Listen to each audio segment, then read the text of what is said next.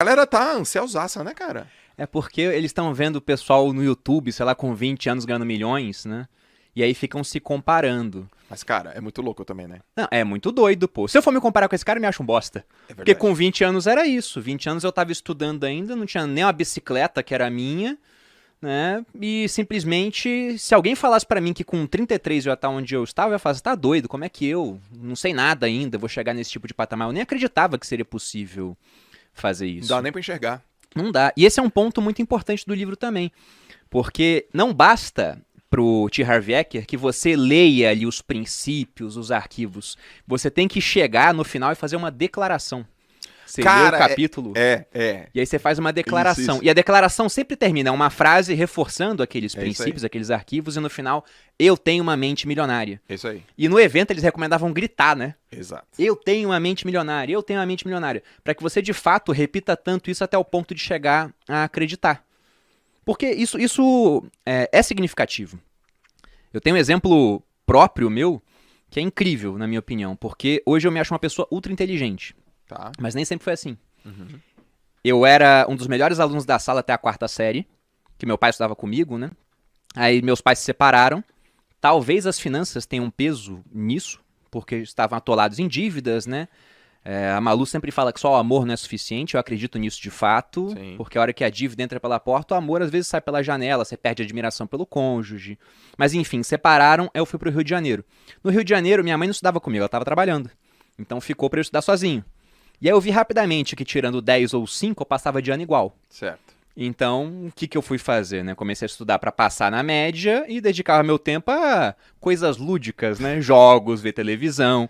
Só que eu fui fazendo isso durante tanto tempo, Joel, que teve uma hora que eu simplesmente nem raciocinava que eu poderia tirar um 10. Eu já me julgava burro. Essa era a palavra. Eu achava que eu não tinha capacidade.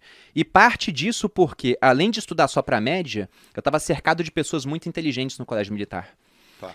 A minha turma do 2º ano, das 30 pessoas, eu acho que era o 3º pior aluno da sala. E tinha 27. gente muito inteligente, muito inteligente. E eu até brinco que se um investidor entrasse naquela sala e tivesse que apostar em algumas crianças para ter retorno no futuro, né? Eu nunca seria escolhido. Só se eu pagasse muito, porque eu era um azarão completo. Talvez ele visse assim, vou apostar nesse azarão aqui, vamos ver o que acontece. E eu me senti assim de fato, eu me senti incapaz. O que mudou na minha vida foi que eu quis passar na prova do exército. E eu fui obrigado a começar a estudar. No primeiro ano eu não passei, eu fui passando em tudo na média, como eu fiz durante os anos anteriores, e chegou na prova de redação, eu não passei, eu tirei abaixo da média. Sim.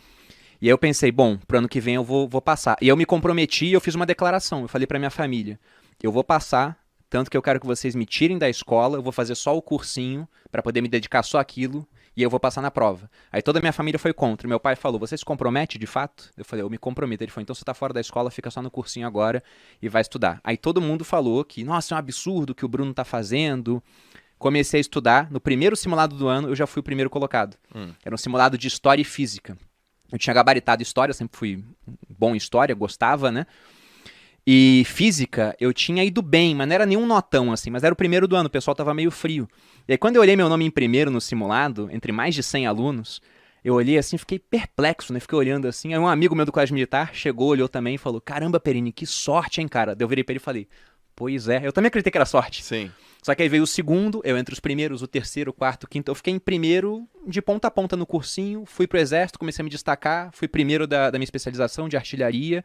Então, se não fosse esse momento onde eu vi, olha, isso aqui não é sorte, é inteligência de fato, talvez até hoje eu fosse uma pessoa muito menos confiante do que eu sou. Certo. Então, eu só fui ficando confiante quando fui vendo esse progresso. O resultado. Mas a vida me deixou tanto tempo de joelhos, né, que eu acostumei com aquilo e esqueci como era estar em pé. Então, essas declarações são importantes para isso, para você recuperar a confiança, a autoestima. Cara,